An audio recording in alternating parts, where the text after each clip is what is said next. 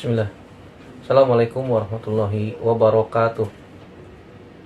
Alhamdulillah nahmaduhu wa nasta'inuhu wa nastaghfiruh wa na'udzubillahi min syururi anfusina wa sayyiati a'malina. May yahdihillahu fala mudhillalah wa may yudhlilhu fala hadiyalah. Asyhadu an la ilaha illallah wahdahu la syarikalah wa asyhadu anna Muhammadan abduhu wa rasuluhu la nabiyya ba'dah. Ya ayyuhalladzina amanu taqullaha haqqa tuqatih wa la tamutunna illa wa antum muslimun. Amma ba'du, fa inna asdaqal hadits kitabullah wa khairal hadi hadi Muhammadin sallallahu alaihi wasallam. Syarrul umuri muhdatsatuha wa kullu muhdatsatin bid'ah wa kullu bid'atin dhalalah wa kullu dhalalatin finnar. Ayo ikhwah hadinallahu wa iyyakum ajmain. Alhamdulillah, segala puji hanya milik Allah Subhanahu wa taala yang kembali mempertemukan kita dalam majelis ini ya. Majelis Ad-Durus Al-Yaumiyah. Segala puji hanya milik Allah yang sampai saat ini Allah masih memberikan kepada kita nikmat yang sangat banyak, nikmat yang tidak terhitung jumlahnya, sehingga Allah Subhanahu wa taala masih mempertemukan kita ya. Alhamdulillah, segala puji hanya milik Allah Subhanahu wa taala. Salat dan salam semoga senantiasa tercurahkan kepada Nabi kita Muhammad sallallahu alaihi wasallam, kepada keluarga, sahabat, dan tidak lupa kita sebagai umatnya sampai kiamat kelak. Baik, pertemuan kali ini kita akan masuk pelajaran yang ke-200. Ya, pelajaran yang ke-200 yaitu Al-Masihu Ad-Dajjal. Al-Masihu Ad-Dajjal.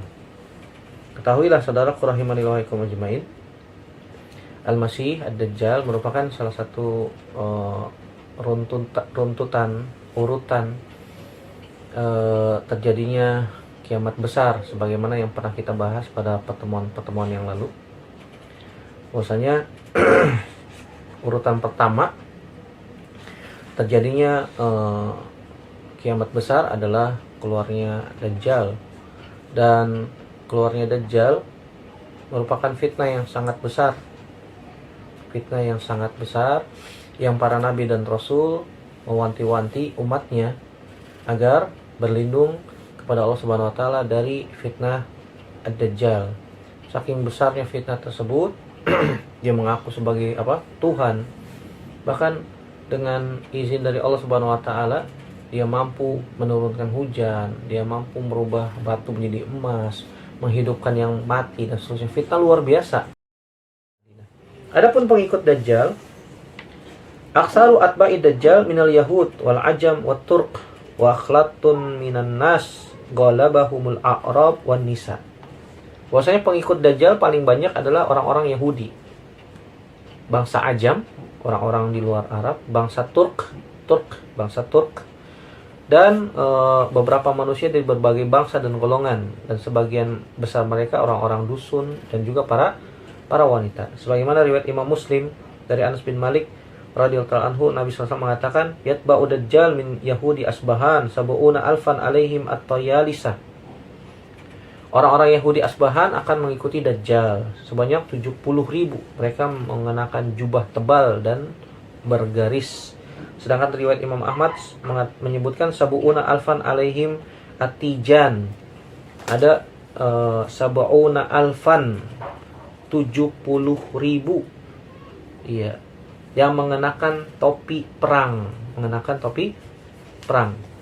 Sebutkan lagi dari hadis Abu Bakar As-Siddiq, yatba'uhu aqwamun ka'anna wujuhahum al-majan al-mutraqah. Dajjal diikuti oleh beberapa kaum, wajah-wajah mereka seperti tameng yang dilapisi kulit. Ya, Ibnu Katsir mengatakan, wallahu a'lam bishawab, yang dimaksud adalah dengan bangsa Turk itu adalah para pembantu Dajjal. Dan juga diikuti oleh orang-orang Ajam, Ajam. Adapun fitnah Dajjal sangat besar sejak Allah Subhanahu wa taala ciptakan Nabi Adam sampai hari kiamat. Dan ini merupakan sebab Allah Subhanahu wa taala memberikan kepada Dajjal khawariqul adah, yaitu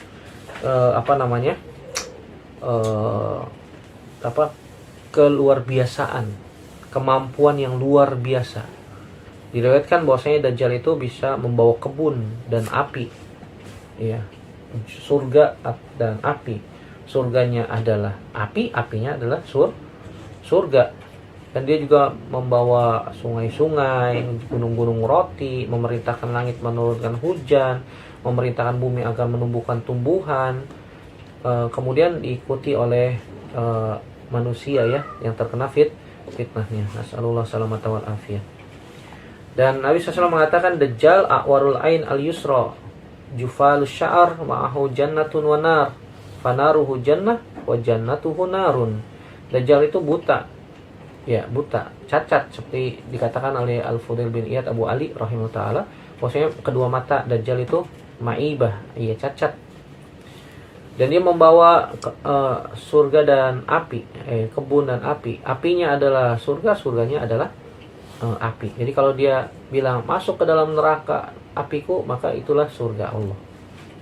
Riwayat Imam Muslim dari sahabat Huzaifah ibnu Yaman, Nabi mengatakan li'anna a'lam bima ma'ad dajjal minhu ma'ahu nahran yajriyan ahaduhuma ra'yal ain ma'un abyad wal akhar ra'yal ain narun ta'ajjaj fa imma adrakanna ahadun falyatin nahra alladhi yarahu naran falyughammid thumma liyutati ra'sahu fayashraba minhu fa innahu ma'un baridun.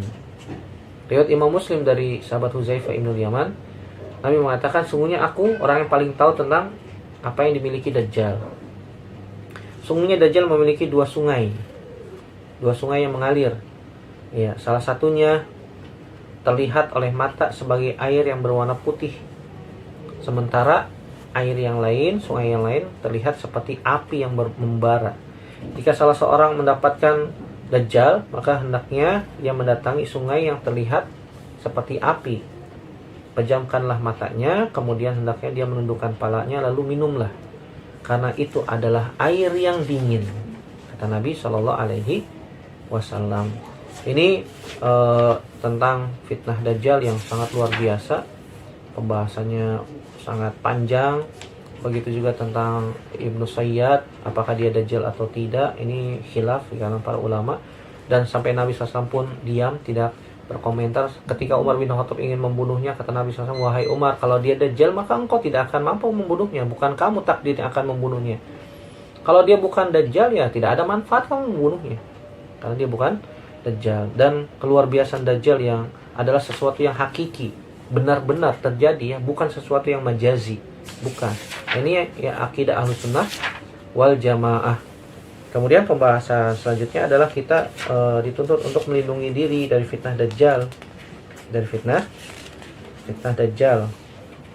Bahwasanya kita dianjurkan untuk berlindung dari yang namanya fitnah Dajjal. Caranya gimana? Yang pertama adalah at-tamassuk bil Islam, berpegang teguh dengan agama Islam, dengan mengetahui nama-nama Allah Subhanahu wa taala, sifat-sifatnya yang tinggi, yang nama-nama Allah dan sifat-sifat Allah itu tidak serupa dengan makhluknya. Makanya Nabi SAW mengatakan bahwasanya Dajjal itu buta, sedangkan Allah tidak buta. Ketika kita mengetahui nama dan sifat-sifat Allah Subhanahu wa taala, maka ketika ada penampakan Dajjal seperti itu, oh itu dia buta, matanya cacat. Dia ngaku-ngaku Tuhan, maka kita katakan Allah tidak buta, Allah tidak cacat matanya, Allah maha sempurna dari segala sisi, selesai. Itu orang yang beriman, yang mengenal Islam dengan baik, yang mempelajari tauhid, ya asma wa sifat dan seterusnya. Yang kedua, kita bisa berta'awuz. Berta'awuz itu memohon perlindungan dari fitnah Dajjal, terkhusus ketika dalam salat ya. Sebagaimana hadis Aisyah radhiyallahu anha, riwayat Imam Bukhari, Imam Muslim, An-Nasa'i, bahwasanya Nabi SAW senantiasa berdoa di dalam salat, Allahumma inni a'udzubika min azabil qabri wa a'udzubika min fitnatil masihid dajjal. Nabi SAW membaca doa ini, berlindung dari azab kubur dan dari fitnah al-masih ad-dajjal. Dan juga kita berdoa ya, dan juga kita berdoa. Dalam riwayat yang lain disebutkan 4 ya, riwayat Imam Muslim dari sahabat Abu Hurairah, Nabi SAW mengatakan, idza tasyahhada ahadukum, jika seorang dari kalian duduk tasyahud akhir, falyasta'idz billahi min arba', maka mintalah perlindungan kepada Allah dari 4 hal. Yaqul Allahumma inni a'udzubika min azabi jahannam wa min azabil qabri wa min fitnatil mahya wal mamat wa min syarri fitnatil masihid dajjal. Kata Nabi SAW, jika kalian duduk sholat, duduk tasyahud akhir, maka mintalah perlindungan kepada Allah dari 4 hal, yaitu dari azab jahanam, yang kedua dari azab kubur, dari fitnah orang yang masih hidup dan orang yang sudah mati, dan dari keburukan fitnahnya ad-dajjal. Ini yang kedua ya, minta perlindungan kepada Allah Subhanahu wa taala. Yang ketiga yaitu kita membaca surat Al-Kahfi dan membaca surat Al-Kahfi. Biasanya kita bacain di hari Jumat ya. Di 10 ayat pertama surat Al-Kahfi, dan dalam beberapa riwayat yang disebutkan akhir-akhir surat Al-Kahfi.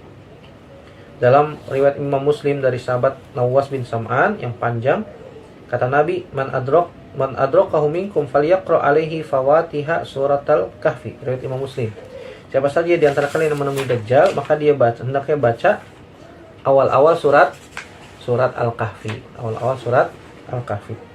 Dalam riwayat Muslim dari sahabat Abu Darda, Nabi mengatakan, man hafidha asyra ayatin min awali suratil kahfi usima minad dajjal.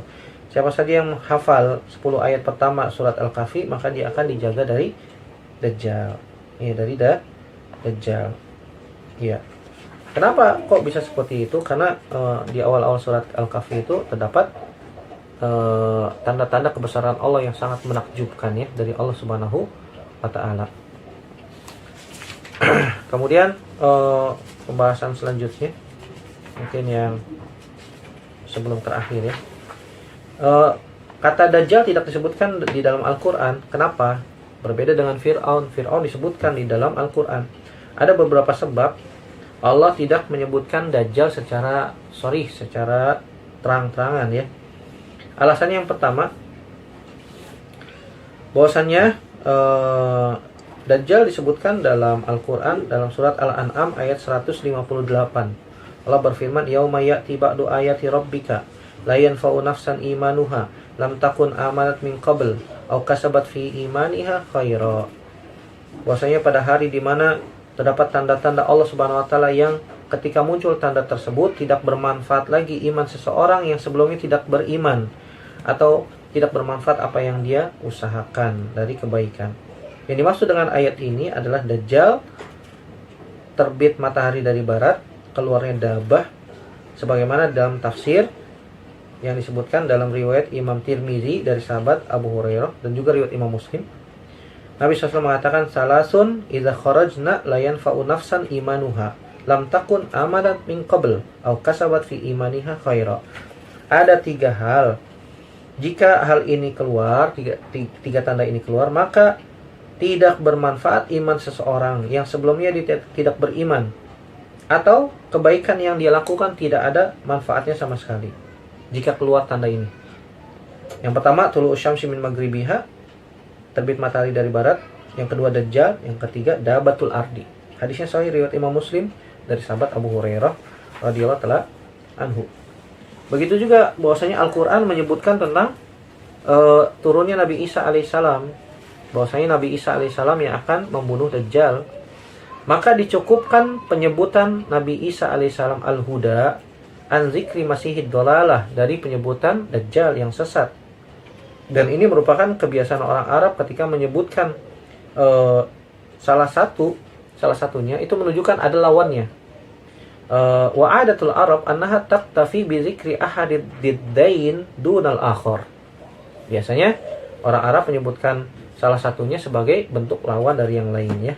Ya, ini menunjukkan Dajjal juga secara secara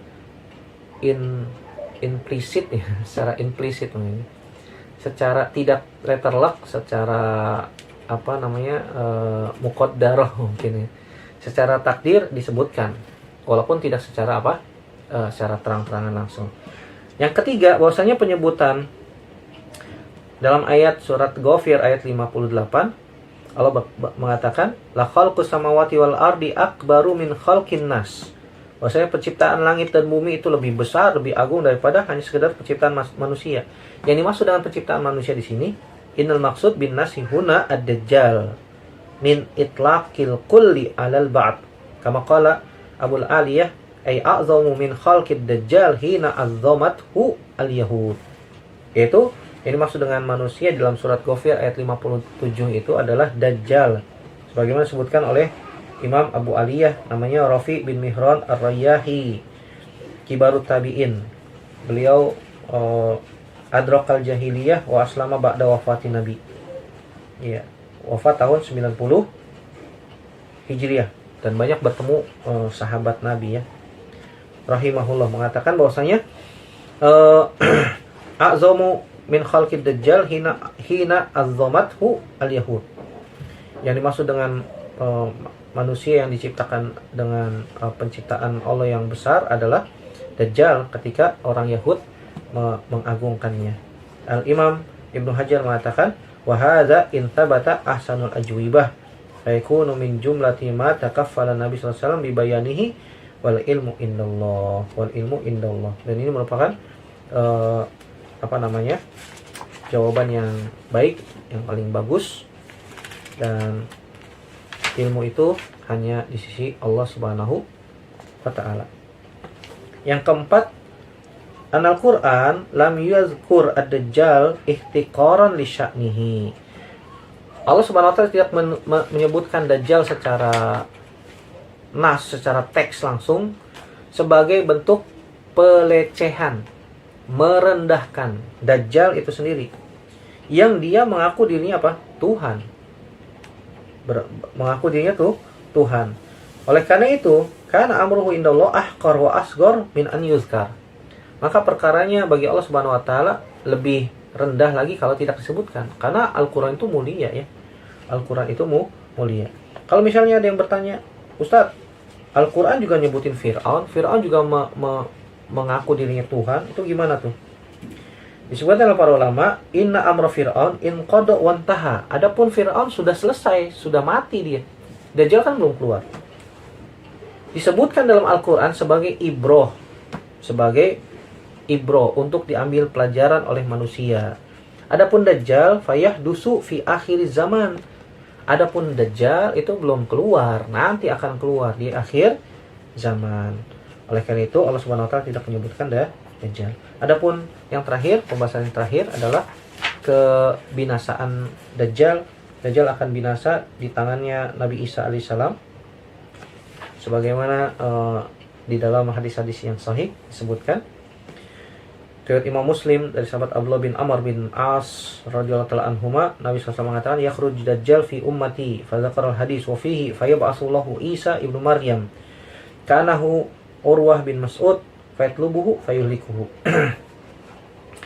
Dajjal akan muncul pada umatku, lalu Nabi SAW menyebutkan dalam hadis tersebut, lalu Allah mengutus Nabi Isa alaihissalam seakan-akan dia Urwah bin Mas'ud, mirip ya. Kemudian Nabi Isa akan mencari Dajjal dan membunuhnya Dalam riwayat Imam Ahmad disebutkan yaqtulu ibnu Maryam Dajjal bibabi Lud. Ya, Nabi Isa akan membunuh Dajjal di bab Lud, di pintu Lud, di sebuah daerah di dekat Palestina, dekat Baitul Maqdis. Bab Lud. Imam Muslim meriwayatkan juga dari Sam'an, Nawas bin Sam'an, hadis yang panjang. Di dalam hadis itu disebutkan falaihil likafirin yajidu riha nafsihi illa mata wa nafsuhu yantahi haitsu yantahi tarfuhu fa yatlubuhu hatta yudrikahu bi babil lut fayaqtuluhu. Seorang kafir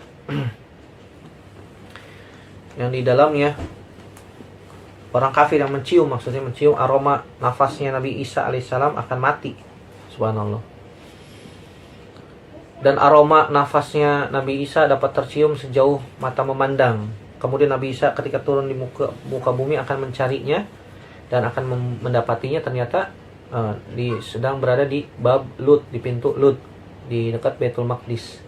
Kemudian Nabi Isa pun membunuhnya. Dalam riwayat Imam Ahmad disebutkan yakhruju Dajjal fi khafqati minad din wa idbari minal ilm.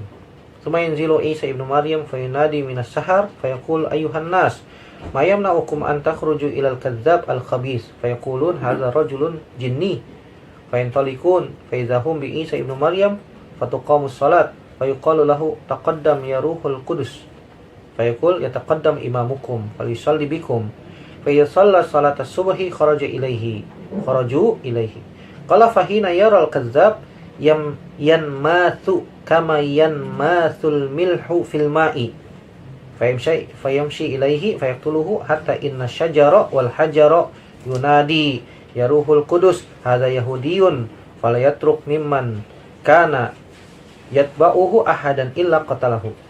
Dalam riwayat Imam Ahmad dari Jabir bin Abdullah radhiyallahu ta'ala anhu, Dajjal akan muncul pada saat agama sudah tidak diperhatikan dan ilmu sudah ditinggalkan, subhanallah.